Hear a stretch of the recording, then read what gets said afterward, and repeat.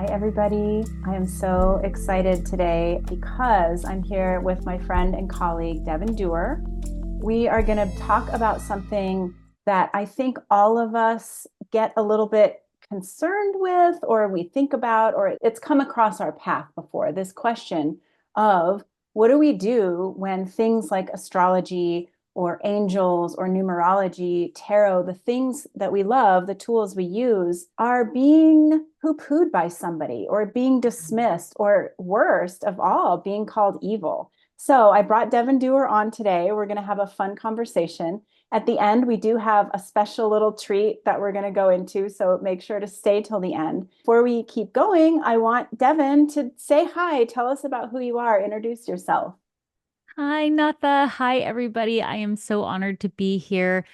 Yes, I'm Devin Dewar. I'm an angel, intuitive, and spiritual teacher, and it is my honor to work with other light workers or work with those who are wanting to connect with their angels.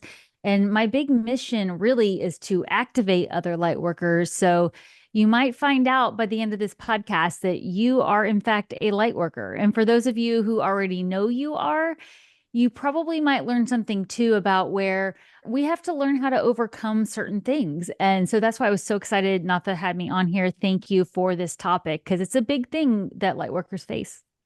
Yeah, and Devin, you have a really cool YouTube channel where Oh, you thank are you. always giving out really cool information about angel numbers and all sorts of stuff like that. So definitely you guys should go find Devin on YouTube. What's your channel name, Devin? It's my name, Devin Dewar. So just put my name in and it should pop up there at Devin Dewar. And yeah, I offer angel messages. I go live a couple times a week right now. And then there's a lot of tutorials for if you're just getting started working with your spiritual team. So thank you. I Right. appreciate Yeah. it. Yeah, cool. And speaking of working with the spiritual team, I'm always working with astrology, and I have found that astrology is just such a premier tool for understanding your own psychology, figuring out how to feel better. Like it's such a validating way to understand yourself. And so I love astrology.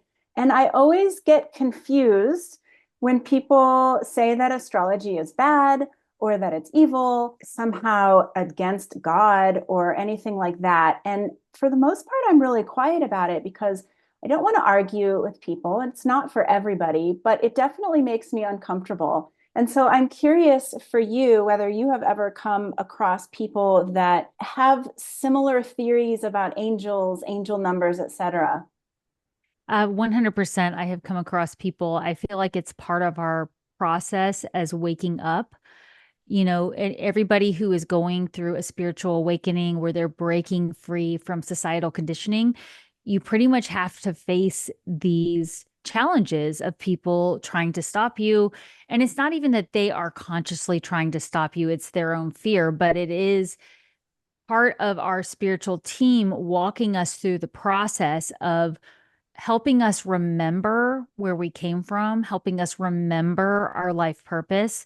And so, usually, when I encounter something like this, it means I'm about to have a breakthrough. I'm about to have something really amazing happen when it comes to my divine connection. But I didn't know that at first, and I'm sure we'll get to it. But I've learned to look at those kinds of conversations or feedback as, oh, here we go. It's time for one of those final exams to see if I'm ready to go to the next level.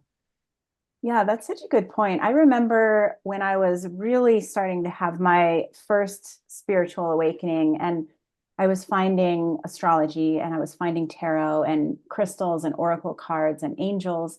It wasn't that I was facing people that were telling me that that stuff was bad or evil. It started off with people kind of laughing at me and calling me a Mm. hippie or poo-pooing those things. And I had many a moment where I had to sit with myself and say, am I crazy? Am I just making this stuff up? And there was a lot of introspection that had to happen on a personal level. And I like how you said that because it was another spiritual breakthrough. I had to figure out that it was about trusting my own authority. It wasn't that I was putting all of my faith in astrology or listening to every tarot card reading as if it was the gospel. But what I was understanding was like, this stuff makes sense to me.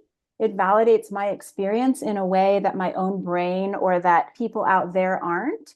and I'm going to keep it. I'm going to keep diving into it. I love that because that's really the number one thing I will do when these things come across is I actually go within. And there's a reason all these oracle decks and tarot decks talk about self-discovery, the hermit card, spiritual learning, because the biggest breakthroughs actually happen when you're all by yourself, questioning, being asking, trying to discover what does my heart really believe about this.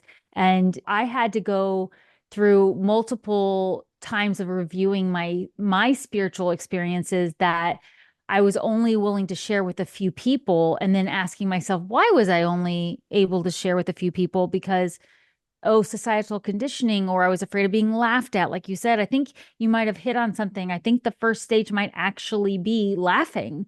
You think it's persecution. I think persecution is later. The telling you you're wrong and this is evil is it comes closer to the point where you're really breaking through. I think the beginning stages are you're the town crazy, right? You're the person who's just laughable, like we don't give you the time of day, is probably the first test, and why so many people end up staying in the spiritual closet. There is something about staying in the spiritual closet that closet starts to get really tight after a while, and Very. it starts to get dark and humid in there. And so you start stepping out. And I have a lot of clients, they are really starting to get that they have gifts that they're trying to bring out into the world. And it does take, as you know, it takes this like, oh, I'm going to put out videos. I'm going to show my face. I'm going to talk about the information that I'm pulling from the field and how am I going to be received. I, to this day, don't have any of my astrology stuff linked to any of my personal social media because that very reason, like, what are people going to think? And yet at Hmm. the same time, it has been this constant putting myself out over and over. And it's an interesting dance, isn't it? It is an interesting dance. I might have shared this story with you privately, but it reminds me of it. I tried that. I tried keeping my personal social media separately, and I actually got outed by Instagram. This was this was years ago. I tried creating an Instagram account totally under my business name. I only did like static posts with no pictures of me, very obscure. I didn't even put it under like psychic astrologer or anything. It was like wellness or just personal blog. I don't know. I try to be so vague. And I was posting for a couple of months. I was starting to get some likes, and I'm like, yes, somebody actually saw this. And it was like the best day ever when one person liked a post, right? And I'm like, I'm doing my work. And I'm still grateful for every single like, but my point is it was like so basic back then. And then word gets back to me from a group of friends that I was in that where my kids go to school, that everybody had been at a Super Bowl party talking about me, and they were like, "What's this thing that Devin's doing? She talks to angels, she talks to animals. Like, I thought you had to dress like a hippie and do drugs to do those things. Like, what is she doing?" And I mean, at this point, I'm the PTA treasurer of my kids' school. I still have my small business consulting service. My degree is in accounting and business administration. So my public persona was very left-brained. And literally, Instagram somehow, and who knows what email it was or whatever connection, revealed to a bunch of my followers on Instagram, hey, your friend Devin Dewar just started a new business page. Want to follow her? And so, none of them knowing anything about what I was doing because I was in the spiritual closet, lovingly hit follow, not knowing what they were following. And then all of a sudden, it's like talking about telepathy with your cat and your dog and your horse. And people are going, we don't understand. Devin thinks she talks to animals. So yeah, I was kind of shoved out of the spiritual closet, which I'm sure I planned on some level with my spiritual team. And so a lot of that initial questioning came before I had even come up with a business plan, really. It was more like, I don't know, the angels want me to do this, so I'm doing it and it feels good. I had to go within and really that was a big long journaling session for several days where I was like, wait a minute. I know I had this experience with the angels when I was 19. I know my connection with the animals. I know how I've always intuitively gotten premonitions through dreams, through just telepathically. So why am I hiding? Why am I doubting this because somebody else is questioning it? And that's the stage where it's like go into self-discovery. And I literally remember hearing from my spiritual team, my higher self, whatever. Well, but they also can't prove you didn't see the angels. They also can't prove you didn't have that premonition because you have proof. And that's where I became really passionate about tracking my experiences, writing them down, because that's where when somebody comes in with that spiritual test, guess what? You have the study guide. You can go back to your evidence and say, wait a minute, nope, this happened on this date at this time. I have the picture of it. I have this conversation recorded. I was definitely getting the right message. So you're making me think, both of us have our Capricorn risings, Yes. and Pluto has been going through Capricorn for the last 15 years, which means Mhm. that Pluto has been working on our identities in really, really powerful ways. And you had a similar experience with me where you had to step out of the spiritual closet. But Mhm. what I realized is that, first of all, there are more of my friends and family that are actually quite captivated and interested by what I'm doing. And also, as we are realizing, like, wow, I'm really good at this. Like, it's Mhm. not just some made up thing. I'm not like putting on a head wrap and holding a crystal ball and pretending to tell your Yeah. future. Like, these are actual skills that people are starting to reflect back to us like, yeah, we know it. And that for me has been really powerful too, just in coming to accept, like, you can make fun of me. That's fine. I mean, my kids are so funny because they're late teenagers at this point, and they always Mhm. jokingly call me like the essential oils mom. Like there's this cliche. It's like, oh, are you an essential oils mom? Meaning, Oh. is your mom a hippie? Is your mom rubbing oils on your head instead of giving you Advil? Is your mom talking about astrology? And it's funny, but like my kids' friends now come to me sometimes with questions. My Mhm. family comes to me for readings. And that's been really validating. Just not that I like need the validation, but it's like, oh, okay, I can relax. This is actually okay. But then what I'm seeing now, and you and I, when we were talking about this before we started, you had a great theory about Jupiter in Gemini. But Mhm. what I'm seeing now, and probably other people listening to us talk, there's a bit of a scary movement. And I think especially scary for those of us that have probably had lives as witches, perhaps that were burned at the stake, or we spoke out in different versions of our past lives and were oppressed for what we said. That right now there's this big movement that says that what we're doing is not just funny, flaky, woo woo, but evil. And I have a real issue with that because it sort Yes. of lights this fire of fear in my heart. And then I also want to say, well, no, there's absolutely nothing evil about it. Like, we're coming from this place that is so rich and so helpful and so much of service to humanity. How could you Mhm. possibly think that it's evil? So I'm curious what you think about that stuff and whether you've encountered that. Absolutely. I've encountered that. And I think it started with, so I was born and raised in Texas, very close to the Bible Belt, where you didn't talk about anything like this. That I didn't even know what tarot cards were. I didn't know I didn't even know where you would go to get a psychic reading. That wasn't a thing. Like, intuitive abilities, no. Telepathy, what's that? It was just, there was just no talk of that. It wasn't even necessarily seen as bad, other than like, if somebody opened the local paper and had a horoscope, everybody was like, that's a joke. That's so vague. That could be anybody. So it was a little bit poo-pooed, but not like even talked about, because it's like nobody did that. In at least in my world. I have since found out we had plenty of intuitives working behind the scenes helping us. But I remember when I did finally decide to own that, okay, I'm going to hang a shingle. I'm going to close down my small business consulting practice and start doing intuitive work as my full-time thing.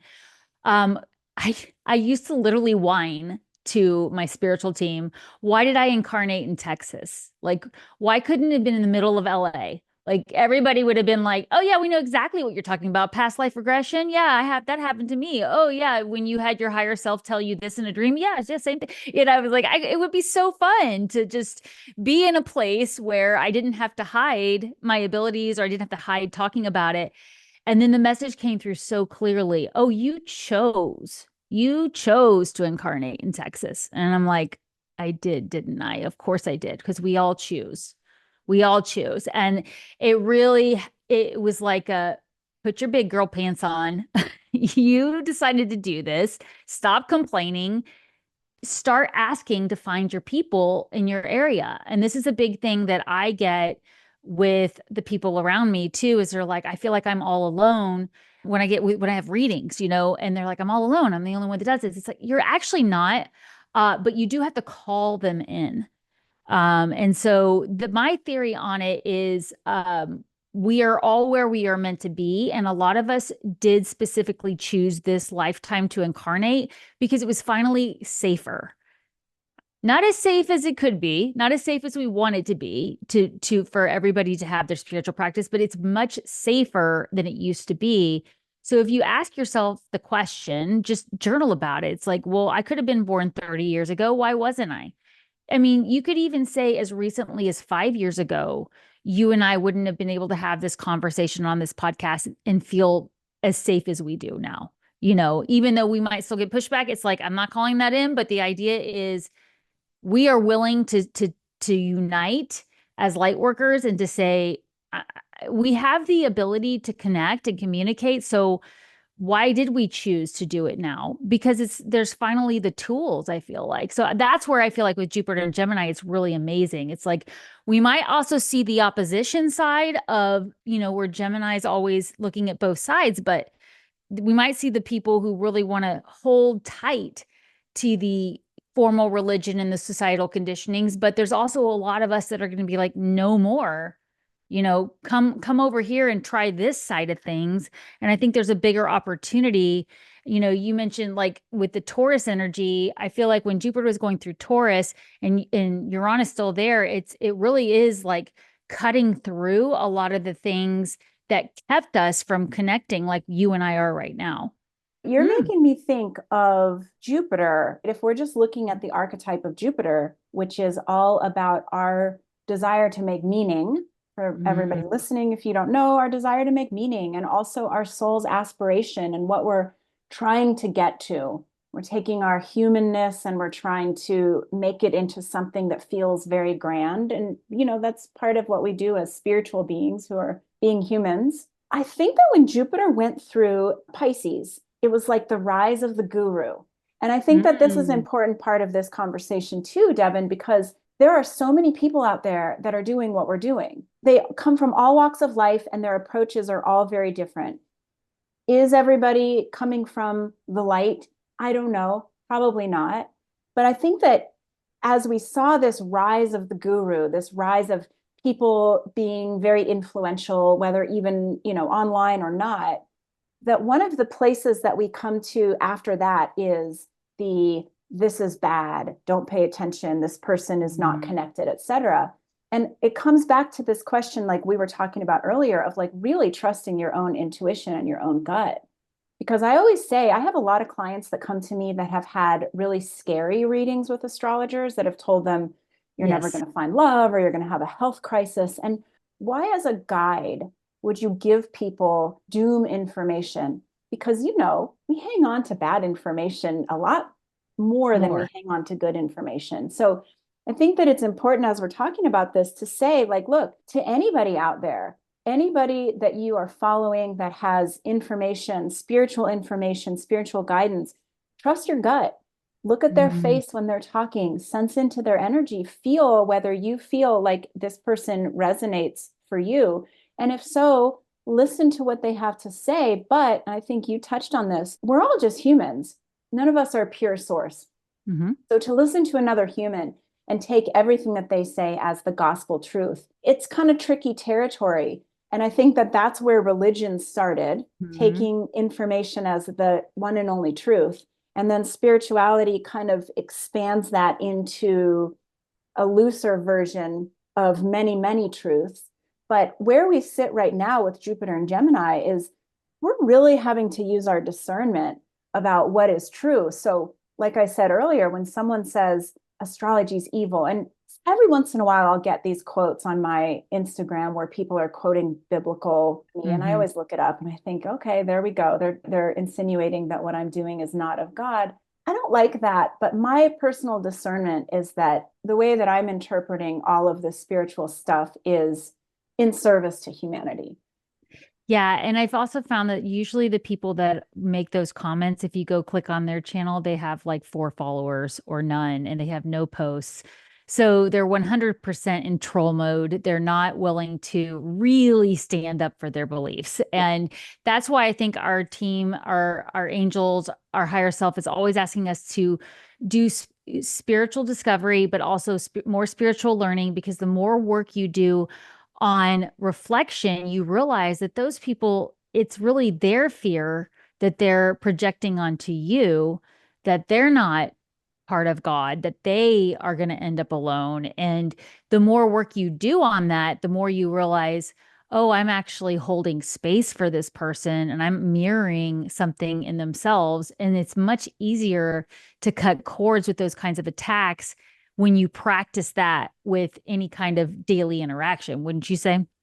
Well, yeah, and I think that's another good point is personally, this is my opinion, but I feel that it becomes very obvious when you're listening to healers and guides and intuitives whether or not they're doing their own personal work. Because it's very easy to Yes. sit here and talk about all of this stuff. And some people channel, some people just tap into awareness, some people have their opinions that they're sharing as channeled info or whatever. But are you doing your own spiritual work? Because I know, like for you and I, and what we've talked about before is like, this is not an easy ride. This is Mm-mm. like every single day we're having to confront and process the same stuff that we're sharing with our clients. I mean, more often than not, when I'm doing a reading for somebody and something comes through for them, and I think that's for me too.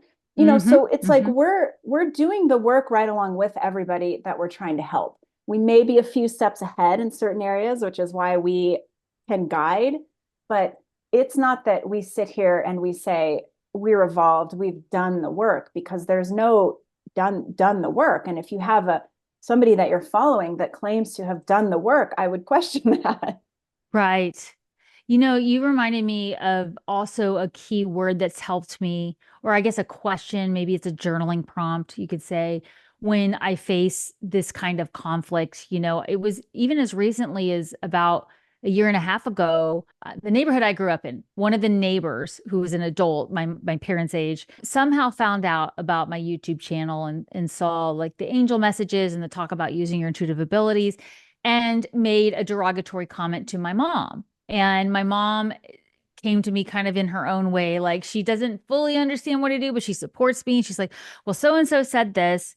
And it hit me because it was kind of out of the blue, because this particular person has always been so kind and, upfront and like, oh, hello, hugs, la la la. It was kind of like, whoa, coming from that person, that one, I didn't see that one coming. Then I realized I was like, oh, here we go. We're going on another test.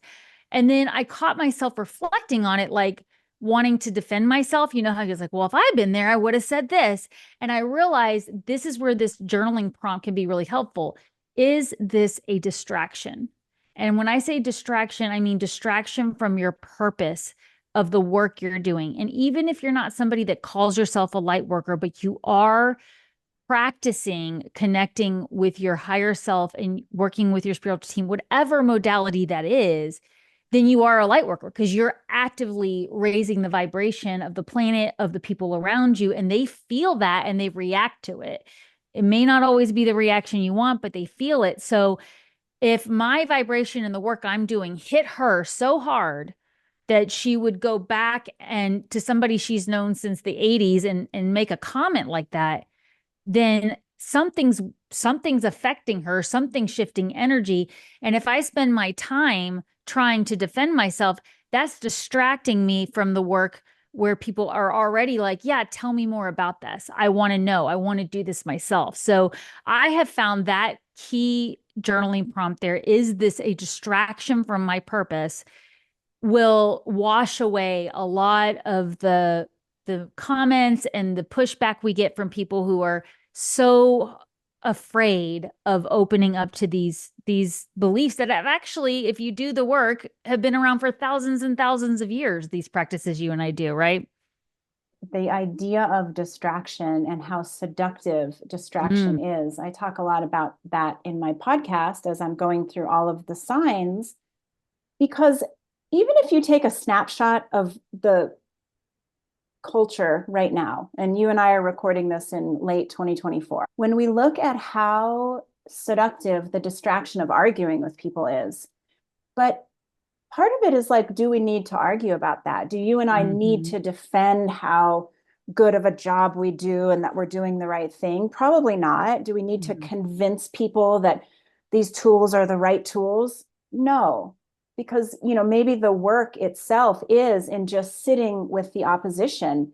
And we are in a place, like you said, where we aren't as endangered as we might have been in previous lifetimes, where we can have mystical, magical connections and tools that we use, and we don't have to worry about people with pitchforks coming to take us out of our homes. Exactly. And so, is the bigger piece of work just simply sitting with what is and practicing that discernment, like we were talking about, of just, wow, that's an interesting perspective. And I wonder what it's bringing up for you. And here's what it's bringing up for me. But I don't need to exert a bunch of energy trying to change what you think.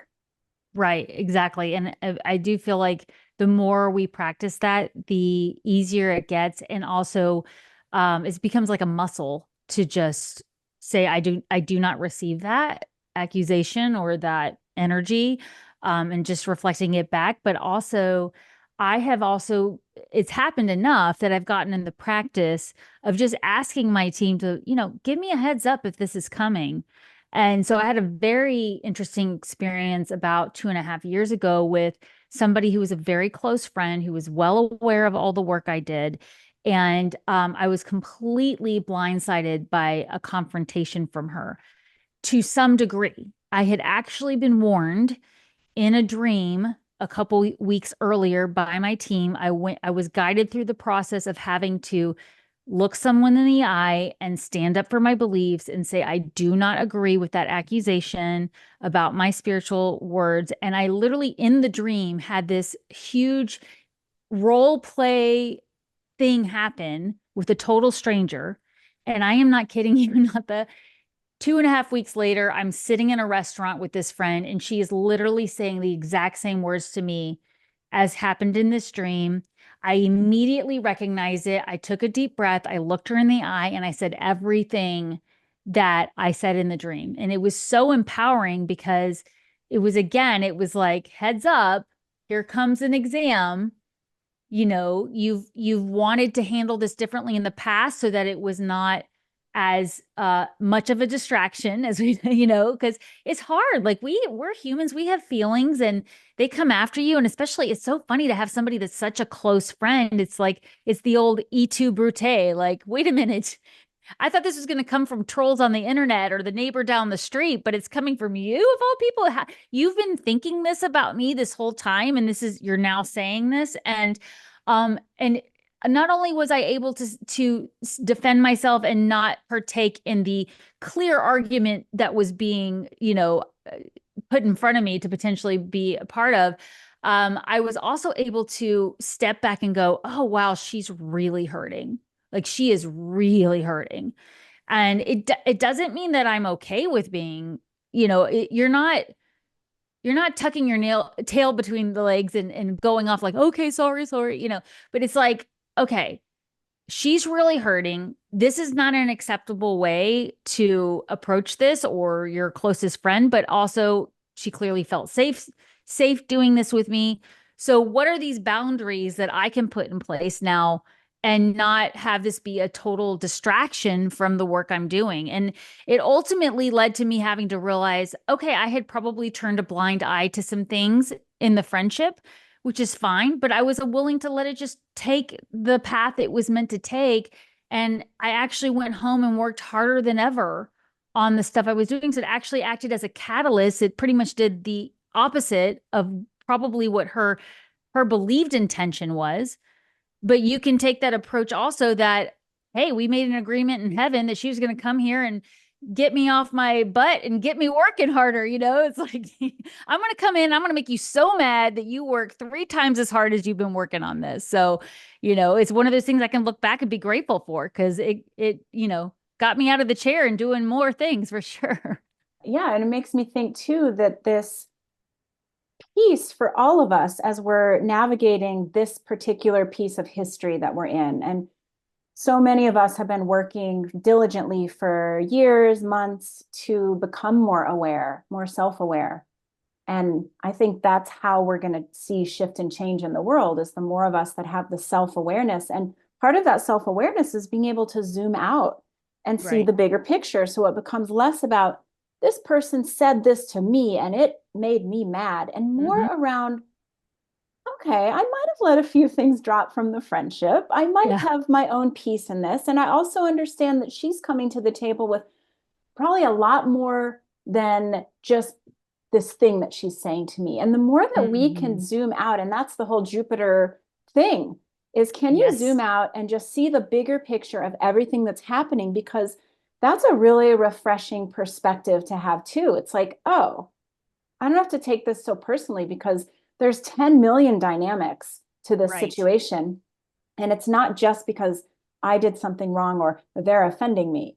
And I think that's just a really interesting way to approach for all of us this spiritual awakening is like, how good are you at zooming out, seeing the big picture, and then just being with what is here without having to go do a bunch of reaction and blah, blah, blah. And then we usually hit some sort of conclusion like you did, where it's like, this is going to push me to really do the next thing that's in alignment for my Hmm. mission and path.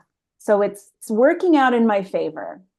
What I wanted to say about all of what you just said is it's because of your podcasts like yours, that we are also able to take this message to a higher level. Because when I was so afraid to step out of my comfort zone of, okay, I believe in angels. I know what happened in that dream and then it came true. I remember that time that I had that telepathic moment and then the person called me and said it. I had podcasts to listen to. I had other people saying, this is normal. This is a natural born ability. And it got me looking into societal conditioning in a different way. I was always aware of it. Just, I think maybe it is my Capricorn rising, just the way so many people look outside themselves for validation. What car do you drive? What house do you live in? What purse do you carry? Those are pretty obvious things, but even to the extent of, do people see me as a good super mom? Like, am I the mom that can do everything? Am I the mom that volunteers enough at the school? Am I seen as the supportive wife or the supportive daughter or sister? Like, the roles that we are conditioned to be in are all part of the societal conditioning. It doesn't mean that you can't be those things. It means acknowledging that there is a conditioning around it, which tends to interfere with our natural born intuitive ability. So I just wanted to say thank you to you in that moment. From it just reminded me of the solace and the comfort I got from listening to podcasts like yours, out in the garden, digging in the soil, grounding, planting plants and being like, yes, getting full angel bumps down my body on a 93-degree day. That's another reason I think we all incarnated in this time, is there's this ability to communicate. And my grandmother would talk to me about these things, but she would have to like drive to libraries and find the book. She was my spiritual mentor, but it was so much harder to access information like that because she had a really amazing experience with an angel. Her discovery took a long time to piece things together, right? And now we can just get on a podcast like this and be like, you saw the angels too? Me too. That was so cool. We're at a time in history when the people, the intuitives, and I think everybody is an intuitive, but not everybody will be accessing their gifts as such in this Sure. lifetime. But a lot of people, like you said at the beginning, you listening to this podcast, you are obviously a light worker. Otherwise, you wouldn't be attracted to a podcast like this. But if you're at the beginning of your journey and you're like, what are my skills? What am I doing? Start listening to podcasts. I mean, podcasts alone, because some of these people are so amazing and they Mm, will give you those aha moments. There's so much support out there right now to help you figure out what your role is and what your gifts are. And I think like you, I don't know totally your experience, Devin, but I know that my experience with astrology was that I loved it, I dabbled in it, and then I began an apprenticeship that was very formal. My teacher was a Virgo and she was very like by the book. And I was learning it. I was memorizing the concepts, but then the downloads started where I was waking up from what I knew was an astrology dream only because I woke up and I'd think Chiron. I was getting Chiron downloads all night. So, wow. my point in sharing this is that for those of you listening that are like, I think I'm an empath, but I don't know what I'm doing, just wait. Wait until you find your thing because then your brain, your higher self is going to start like, they're here, start giving it to them. And, I wanted to ask you about your team as you refer to them. Tell me a little bit about your team and how does that work? I'm sure that your team started coming to you in a similar way once you allowed them to show up. They were like, oh, thank God. Yeah, finally. And yes, they will show up for each and every one of you listening because you are acknowledging them. But it is a gradual unveiling of figuring out how do you connect the most with them. And for me, I think the exploration began with the fact that from a very young age, I had very vivid dreams that I still remember, dreams from when I was 4 years old, and starting to track the way that sometimes they were premonition dreams. Sometimes there were revelations like, this is something is true. You need to pay attention. And then I would, find out, oh, this was going on and I didn't realize. So I just followed the path of that. When I started journaling on a daily basis, actually, I was doing the Miracle Morning by Elrod. He did a 30-day challenge, and I was journaling every day, and my dreams went to a new level of intensity. And because I think that was my most open access, I would get information other ways, but that was probably the most open one. That was when my deceased grandmother came to me and said, "Get to work." And she had promised me she would come back at some point after she passed away because her mother promised her and she did. And she came to me and glared at me and said telepathically, "Get to work." I couldn't let it go for days. And I kept thinking, why did grandma say get to work? What is she talking about? And the two things that she would always talk to me about when she was incarnated was that I always had my angels with me. She would always give me guardian angel pin. She would talk about angels. She would talk about her research on angels. And she would say, "Devin, you have a way with animals," which animals were my world. I mean, they were all my best friends. And it's all I wanted to do was be with my animals. So as I was working through, what did you mean about that? I finally was like, well, she must be talking about animals and angels. And then all the signs and synchronicity just started flooding, like the floodgates were open. And I started finding podcasts talking about it. I started reading books. I started doing automatic writing. And that's when I started opening up to, you know what? I don't think I've ever intentionally connected with my angels. I've always known they were there, but because of my societal conditioning, I would do it arm's length. Dear God, please send angels to XYZ, right? Please surround me with you, which I still do that. But it wasn't that intimacy of, oh, it's okay to ask for help from the angels, and oh, they genuinely want that's, you're letting them do their job when you ask. So that's when I started bringing in the angels, talking to my guardian angels more. Really did start there with animals and angels because I could definitely feel my angels more when I was with the animals, and I think that was just because I felt so safe. Then that was really all I was animals and angels. But then, of course, as always, we begin to grow our abilities and new things start coming in. I started becoming aware of guides around me and ascended masters. And I was raised in a very loving Christian home, so I always felt a close connection to Jesus, which a lot of people say Yeshua, right? I did at that time. I still was saying Jesus Christ.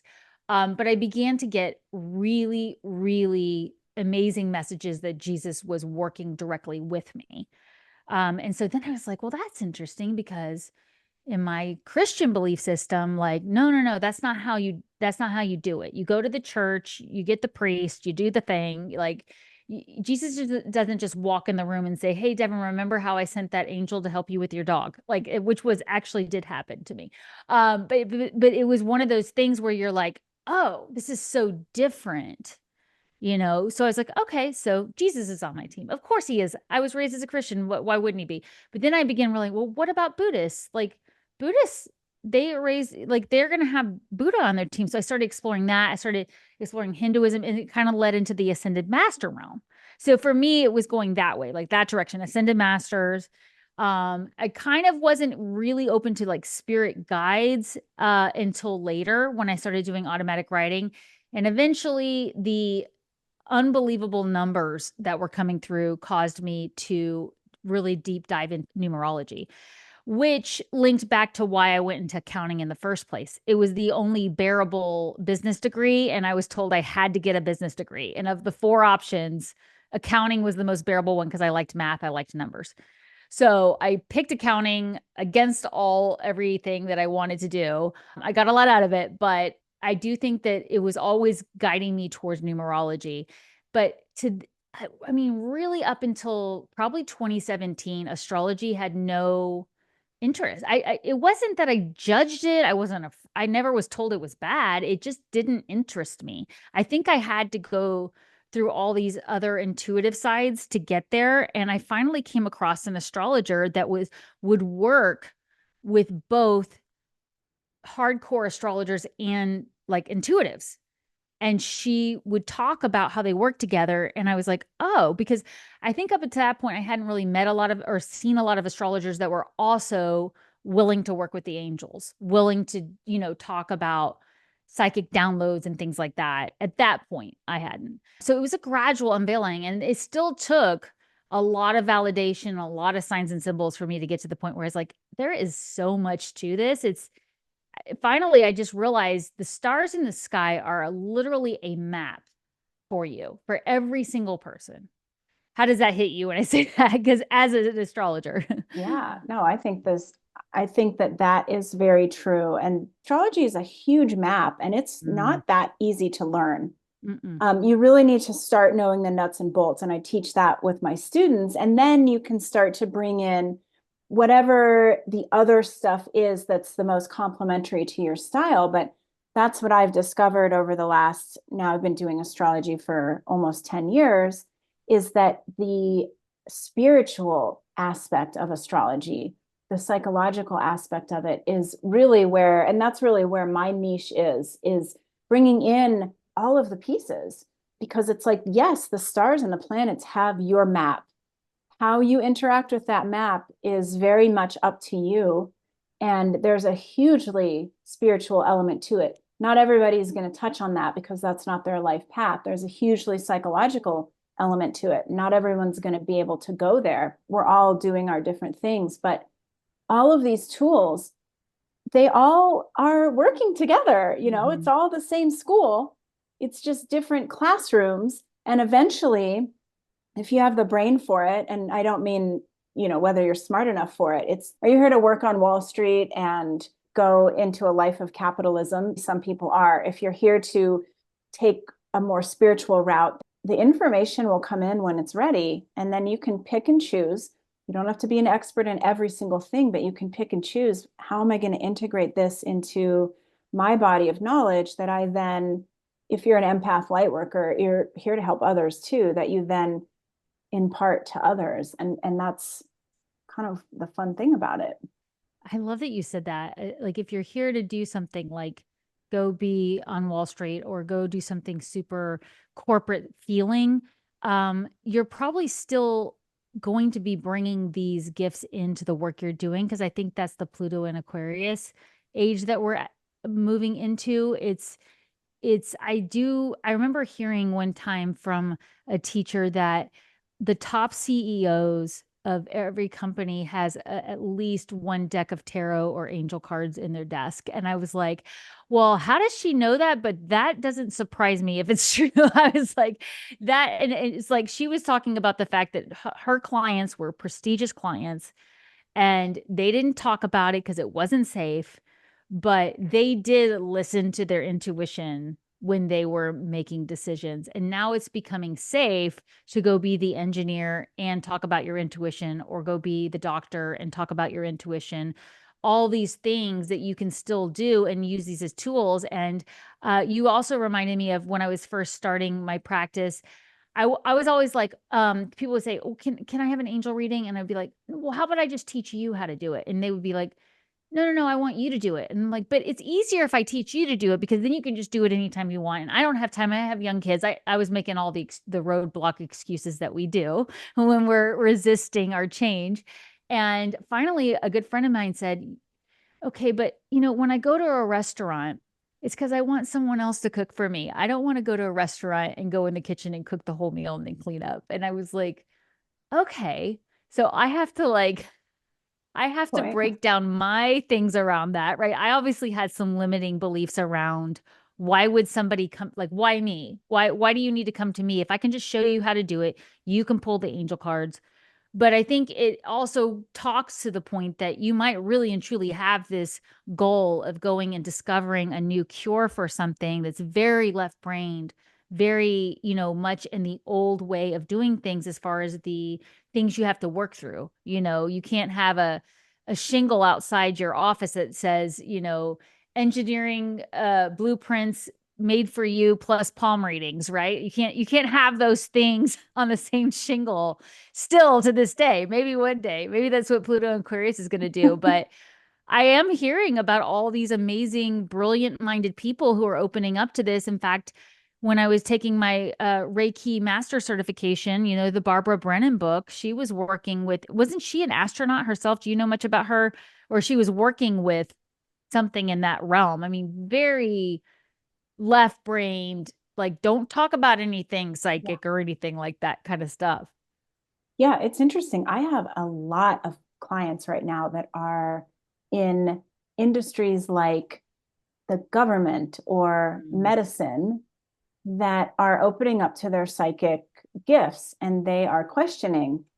And it's bringing them into these questions of like, do I want to do medicine that's more holistic? Do I want Yes. to start bringing in psychedelics into my medicine work? Do I want to start bringing some sort of mindfulness training into my governmental position? And I think that we need that. And that's Yes. why people like you trained in accounting, in numbers. Well, that's really beneficial when it comes to building a business. Yep. And also having that linear brain that says, I can understand how things work Hmm. and I can also bring in all the magic. Like, Yeah. because that is the change that we're going through right now, is there is going to have to be some sort of integration of the more ethereal stuff that we've been pretending doesn't exist and we've been told doesn't exist for all these Right. years. It's starting to surface in many, many ways. And so as we sit here and we're like, I'm being made fun of, I'm being told that I'm evil for what I'm doing. It's also funny because it's like, well, not for long. Right. Don't worry. Exactly. Yeah, and those are the people that are just resisting the change because, like you said, there's a lot of brilliant minds behind the scenes that are like, "Oh yeah, I know. I know what happened in my dream last night when I got that message from my guide, and then I Yeah. was able to face my boss head on the next day." Like those kinds of things. It's like, yep, you can't make this stuff up if you start paying attention. And I do think the first thing is acknowledging that you mean your heart actually wants that. I mean, nobody really wants to believe we're meant to do this all by ourselves, and we're not. We're meant to have our spiritual team. We're meant to work with each other. Those that are here incarnated, you and me and everybody listening, we're meant to connect and really shift the energy by saying, you know what, that's the old way of doing things, where we laugh at people, we tell them, shh, don't talk about that, we tell them, oh, that's bad, that's against the Bible, that's against whatever religion. We're here to say, no, when you hear that, you come over here, you listen to this podcast, and then you'll get a fresh energy, and you'll realize people all over the world have been using these abilities for centuries. It's just the age we were in where it got, turned off or shunned, and we're here to change that. Yeah. Yeah, so I'm so psyched because that's a great segue into, I mentioned at the beginning that you and I had a little bonus thing that we'd put Oh, together for yes. I'm excited listeners. about this. Devin and I thought that it would be fun since she is an astrologer and she's also an angel expert. And, we didn't talk about this before, but I have developed a practice of asking the angels for help as often as possible. Devin, you alluded to this because you said that we have to ask the angels for help in order for them to be able to help us. And so over the last few years, I have developed this beautiful practice of asking for help when I need it, and it works. So we thought it would be fun to associate an astrology sign with an archangel and share it with you guys because this is a way that you can know which angel to ask help for. So, you can look at your own sun sign, or you can simply look at the energy that is associated with this and say, okay, so when I need courage, when I'm challenged into to be in a position of leadership, I'm going to call on Archangel Ariel because that is my Aries energy asking for some support. Devin, do you want to tell us about Taurus? We'll kind of go back and forth. Okay, sure. Yeah. And you know what, Um, by the way, I hope that you agree with these. I do agree. I Okay. definitely agree with Archangel Ariel for Aries. Archangel Ariel also works well with like animals out in nature, and so you think of like the courage animals have and the strength they have to endure the different elements and things like that. So I actually will call on Archangel Ariel if I see a wounded animal like out in nature that I can't help. You know what I mean? Where you it's a situation that there's nothing you can do about it. You have to let nature take its course, but I will still call on Archangel Ariel.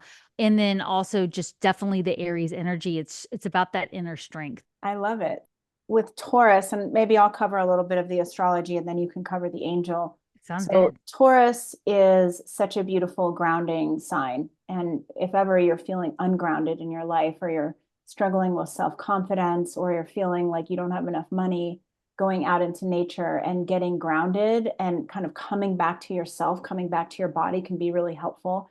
And so, Devin, I'm interested in you telling us a little bit about Archangel, and you tell me how we pronounce this. I say Shamuel. Okay. That's how I say it. There might be other versions like Chamuel or Chamuel. But I've always said Shamuel. And when I'm actually calling on Archangel Shamuel, that's how I say it.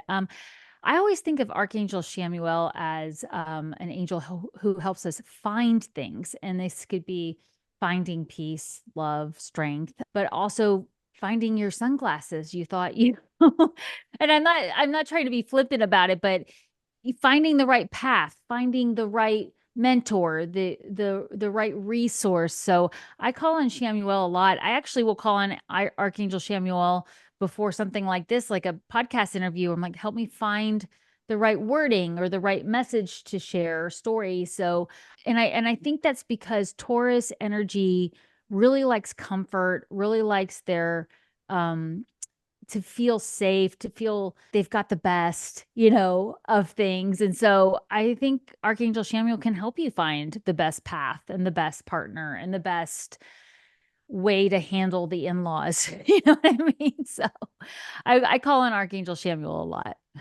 Yeah, I like Archangel Shamuel when I need to like feel the love. I'm like Mm, really stressed out and I'm like, can you just help me like find the love again? yes.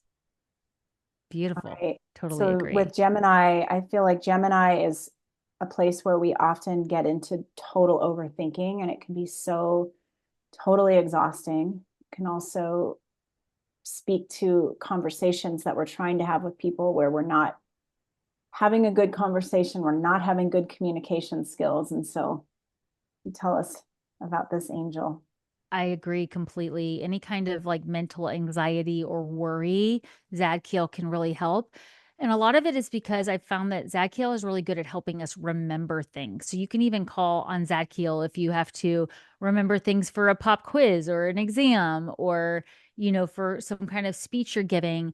But also, it's remembering that we are all innocent in the eyes of God or whatever you say, universe, the one, we are to remember that we are innocent in that. And so Zachiel can then also help heal heartbreak, because when we feel separated from somebody, or like you said, having a difficult conversation, we're not seeing eye to eye, and we're definitely not heart to heart on something. Archangel Zadkiel can help us remember that, help us go into that place of forgiveness and compassion. All right, I love that. Thank you. So Cancer, yeah, I always look at this Cancerian energy as the part of us that just wants to feel safe and wants to feel loved and has a hard time receiving those things. Mm, So we want them, yes. and sometimes it's just really hard to feel them or to take them in when they're actually there. Yeah, definitely. And there's a reason Archangel Gabriel is the messenger angel in the Bible about the birth of Jesus, because of the energy there of delivering something that might be very loving and very amazing for everybody, but hard to receive, hard to receive information like that. But Archangel Gabriel is the messenger angel. So definitely, if you're wanting to do some automatic writing or get started on a creative project like painting or writing a book, I would definitely ask Archangel Gabriel to work with you. I also will call on Archangel Gabriel to work with kids a lot. And it's hard. Like, I have kids close to your age, Natha, but also even when they were younger, and they're talking to you about how their feelings were hurt by a friend. And now they've got to, they're in the drop off line at school, and they've got to go face it, and they're sad. And I remember just so many times in the drop off line, just calling on Archangel Gabriel, please work with them. Like, I know they're both good kids. Help them find a way through this, because there's only so much we can do as parents, right? And so it's a great time to call on the angels too. And Archangel Gabriel is wonderful for working with kids who are so naturally intuitive. Love this. You have so much good information. Oh, thank you. All right. Yeah, Leo, which is such a sign of creativity. And Mhm. it can be hard sometimes to access Leo. When I'm doing a reading with people who have a lot of fifth house stuff, especially in a birthday chart, and when their fifth house is full, I say, all right, your homework is to do things that light you up, to make you laugh. And what do you do? And they're like, I don't know. So I think that as Mm, much as we like this Leo energy, it can be really hard for us to access it. mhm. Yeah, I completely agree with that. And what Archangel Ratziel reminds us is that we actually are all capable of being our own magicians. It's a very magical energy. He will help us, or she, however you want to look at the energy, will help you tap into that inner magician. And I like you, whether it's a fifth house thing or a Leo, somebody who has a lot of Leo in their chart, they are conditioned to look outside themselves for the magic and have other people tell them they're magical. Oh, this person likes the way I'm dressed, so that means I'm magical. Oh, this person likes my podcast, so that means I'm magical. And they forget that actually it was their own inner magician that created the attention in the first place. So they didn't really need that other person to tell them they were good looking or they did a good job. And that's where I see that energy with Leos. It's like, remember, Archangel Ratziel is here to help you empower this magic you have in you. And you have so much love in whatever area of the chart that you have, Leo. You don't even have to have like specific planets there, right? I mean, it's just that area of your chart. There is magic there. And don't forget that. So if you are feeling stuck, like especially with fifth house stuff, it might be that you're forgetting you can manifest that from within. And I think it's a big part of it too, is remembering that we did come here with all the tools we needed.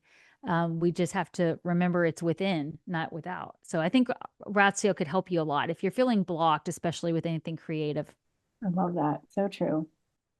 Virgo, I always talk about in my podcasts and in readings, like Virgo, I think is one of the trickiest archetypes because we feel like in order to have structure, clarity, wisdom, that we have to be doing, usually Mhm. overdoing and doing a lot of stuff that we don't like, that feels really exhausting. When I work with Metatron, it's because I know there's probably a more efficient way to do something and I'm not seeing it, or I am trying to rush something and it's not in divine flow. Because I see Metatron as an angel that works really well with timelines, because the legend is Metatron was human and eventually evolved into an archangel. and therefore has a deeper understanding of what it is to be incarnated in the human body and have a linear timeline. So I will often call on Metatron where I am afraid I'm going to be late for something. I don't like being late. You can see it in my chart. Please help me have enough time. Please help the traffic to get out of my way, just kind of, but it's also like I'm in divine flow because if I am stopped by this train for 10 minutes, that's probably keeping me safe from an accident further down the road. So just it's that reminder that we're in divine flow. But I have found so many times calling on Archangel Metatron to just bring clarity, like you said, to the fact that everything happens in divine flow. And we can't really force it to happen before that. It's all about divine timing. So definitely, if you feel like things aren't happening fast enough or you're feeling like you can't get them to happen, I think Archangel Metatron can help you with that.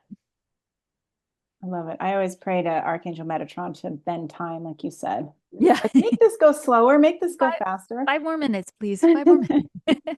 Yeah, so with Libra, obviously Libra is all about our relationships and wanting harmony in relationships, and relationships are really difficult for the most part. And Yeah. that's part of the point, is that we learn a lot about who we are through being in relationships, and it's not always easy.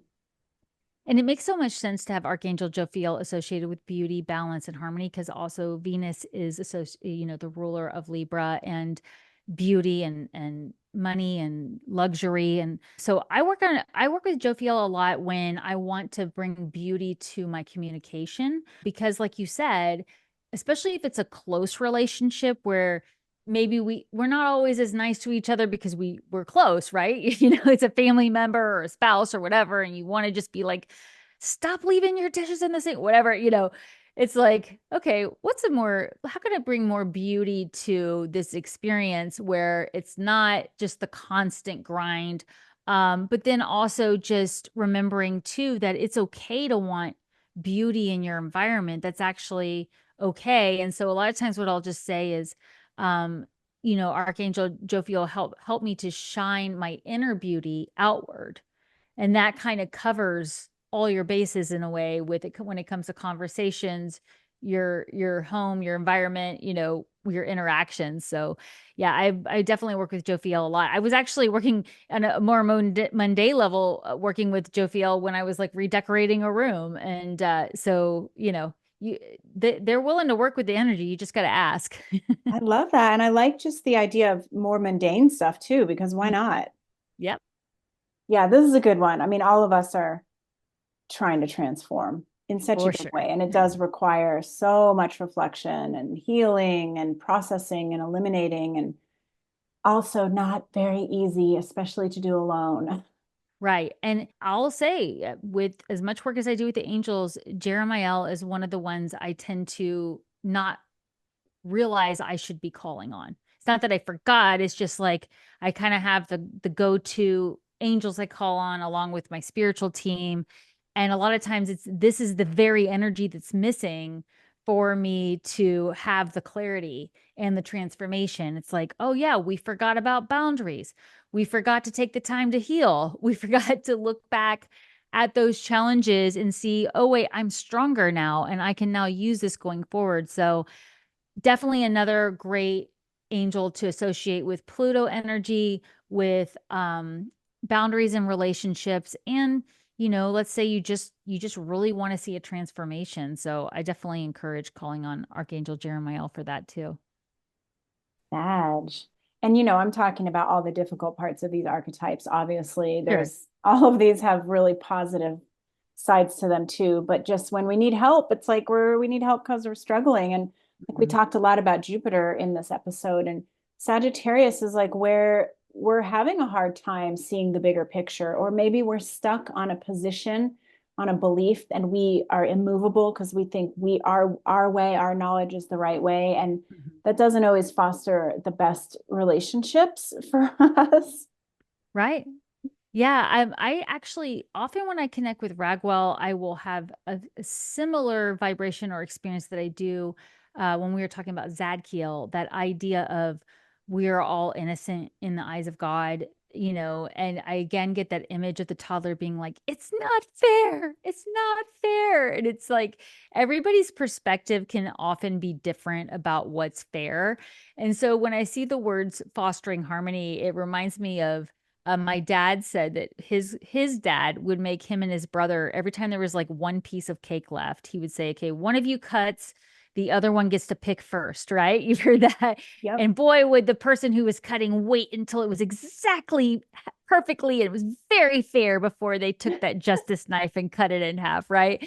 And so I feel like that's like, where are we fostering harmony? I think Ragwell can work well with win-win or win-win-win scenarios. Like you're looking for everybody to walk away feeling like they got, what was deserved, what was just. Yeah, I love that. I remember my dad using that same technique. Yeah. Yep, we All definitely got right. it too. So with Capricorn, as Pluto is finishing up with Capricorn, we've all had to really look at our Capricorn stuff around our relationship to authority, and not just out external authority, but like our inner authority. Like, are we living in integrity with what's right for us? When I first started studying Archangel Azrael and working with the energy, which maybe I should have said this up front, but I highly recommend trying one at a time, like connecting with an angel for several days in a row so that you familiarize yourself with the angel, because everybody experiences it differently. And actually, even you could go down to the numerology of the name and look at the energy of the name using, if you were to take that name and put it into numerology, right? And see what it breaks down to number wise. We all are still going to experience a 6 differently or a 1 differently or a 9 differently. So it's funny that it says supports discipline. I would say this: be disciplined about learning the energy of each angel. Because when I first started studying the traits of Azrael, it was a little intimidating because this angel is often associated as the angel of death. But when you break it down to more neutral words, death is transformation. You have to have an ending to have a beginning. And what Archangel Azrael is actually helping is the gentleness that you move through that transformation and through that change. So I find Archangel Azrael is great at helping you embrace change. So also kind of like Jeremiah, but in maybe a little bit more of a gentle, slower process. Jeremiah is more like, you need a boundary here now. You forgot to lock the door, Whereas Yeah. I feel like Azrael is like, look, this is hard. There's going to be grief. It's going to take a while. You have the word patience there. It's going to take a while to heal through this, but that's okay because this is life. And so I find Azrael's energy very comforting. And especially if you are going through a process of losing a loved one, definitely call on Archangel Azrael, but anything around grief for sure. I love that. Thank you. Oh, Okay, yeah. so we have two more. Aquarius is really important right now as we're trying to work with the collective and work with other people and having stresses with other people. And Often Uriel is depicted as carrying a lantern. And that's because a lot of times when I am not sure what direction to head forward or I feel stuck, a lot of us get into a place where we feel trapped, which we often feel there's no way out. And a lot of times we don't realize it's an illusion. It's a self imposed trap. I'm trapped in this job. I'm trapped in this relationship. I'm trapped in this house. Archangel Uriel can help you see a path that you hadn't seen before, kind of light the way. But like I said, in a lot of the imagery, it's a lantern that Uriel is carrying. So it's not lighting up the entire path. You have to have the faith to take the step into the light and then see what's there. And then where does the lantern go next? Now see what's there. So that's the wisdom there of one step at a time, you will get the clarity. So a lot of times when I just don't see a path forward, I feel like I'm at an impasse, especially a crossroads. Like I only have two choices, left or right. And Uriel will actually say, no, you can also go up or down or sideways, catty corner, whatever, diagonal. So I definitely think anytime you feel stuck or trapped, Archangel Uriel is good. But also, even if you're trying to raise your spiritual awareness or learn more about, with spiritual wisdom, Uriel's like a great mentor and study guide for that. So if you are wanting to learn more about, esoteric things, astrology, Uriel's a wonderful guide. And of course, Aquarius, right? That Aquarius energy of being able to see things from a bigger perspective and the intellect around it. Wow. Yeah, so many. I'm having so many downloads as you're talking because it's like, oh, of course we can ask. Awesome.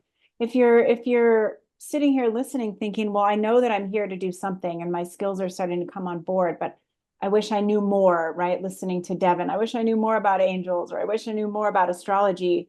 This sounds like the angel that you can ask for some Absolutely. extra help. And then Pisces, good old Pisces, this is the energy that is, because it's linked to spiritual growth. I think it's also linked to fear and those existential fears that Hmm. can show up where we're just like, oh my God, I don't know what to do. Yeah, I agree with that. It's like the murkiness of the water. Like I don't really know what direction to swim, and I feel like I'm being pulled in this direction, or the currents are going this way and I need to go against the current. I think that definitely happens, especially if you are somebody going through a spiritual awakening. And as we were talking at the beginning of this episode, maybe family and friends around you are like, "What are you doing? That's silly. Like that's ridiculous." Um, Sandalphon can work with you through songs, through artwork, through just doing creative things, dancing. And I cannot tell you the amount of times I've totally lost track. I write it down in my journal every time I can, but I will be really stuck on the idea of, is this the right path? Is this the right relationship? Am I meant to be doing this type of work? And then I would be, I'll be walking into a store and a song will be playing with the exact lyrics that answer my question. Or I'll wake up in the morning and a song is stuck in my head that I haven't heard in years. So any kind of creative work you're doing, Sandalphon can help. But also, if you are feeling stuck on that path of spiritual growth, go dance in your living room like nobody's watching. Go turn on a playlist, even if it's your own, and hit random. There will be messages for you because Sandalphon loves working through any kind of creative pursuit.